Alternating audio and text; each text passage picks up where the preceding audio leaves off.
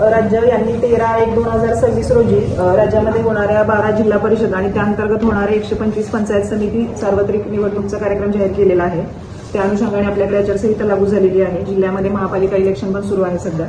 पण त्या जिल्हा परिषद 12 ज्या आहेत, ज्यांचं आरक्षण 50%च्या आत आहे, ज्याच्यामध्ये अडचण नाहीये, त्या 12 जिल्ह्यामध्ये आपला सोलापूर जिल्हा असल्याने आपलं जिल्हा परिषदचं इलेक्शन सध्या काल डिक्लेअर झालेलं आहे. त्याच्यामध्ये सांगोला तालुक्यामध्ये 7 गट आणि 14 गट असून त्याची निवडणूक आपण या ठिकाणी पार पाडणार आहोत. आपल्या तालुक्यासाठी निवडणूक निर्णय अधिकारी म्हणून मंगळवेढा आणि सांगोला उपविभागीय अधिकारी माळीसर यांची नियुक्ती झालेली आहे आणि सहाय्यक म्हणून माझी म्हणजे तहसीलदार सांगोला यांची नियुक्ती आहे.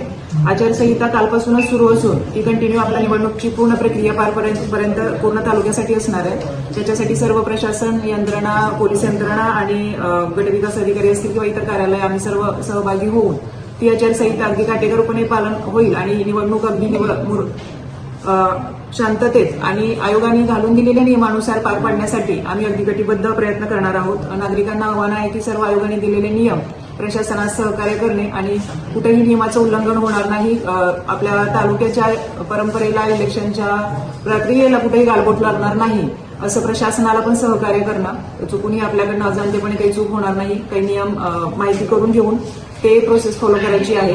लोकप्रतिनिधींसाठी पण प्रचाराचे आयोगाने काही नियम दिलेले आहेत. प्रचार सभा असतील, रॅली असतील, नॉमिनेशन फॉर्म भरण्याची प्रक्रिया असेल, याच्या सूचना आम्ही त्यांच्यापर्यंत पोहोचवलेल्या आहेत. जिल्हाधिकाऱ्यांनी आदेश पारित केलेले आहेत त्याबाबत. ते त्याचे पालन नक्कीच करतील आणि विहित नमुन्यातल्या ज्या परवानगी आहेत त्या आम्ही एका कार्यालयामध्ये, एक खिडकीमध्ये अगदी त्यांना तात्काळ सगळ्यांना त्या वितरित होतील. कुणाची अडचण होणार नाही, गैरसोय होणार नाही याची दक्षता घेणार आहोत. आता यावेळेस पारंपरिक पद्धतीने ऑफलाईन आहे, त्यामुळे नेहमीप्रमाणे ऑफलाईनच अर्ज भरले जातील. ऑनलाईनची प्रक्रिया नाही आहे. एकच टेबल आहे, एकच टेबल आहे. तालुक्यामध्ये आपले 7 गट आणि 14 गटाच्या अनुषंगाने 276 मतदान केंद्र मला मागवलेला आहे. त्याची यादी आज अपडेट होऊन त्यामध्ये त्याला व्यवस्थित थोडं प्रायोरिटीने लक्ष देऊन तसं काहीही होणार नाही, नियमाचं उल्लंघन होणार नाही याची खबरदारी. गेल्या वेळेस किती होते ते?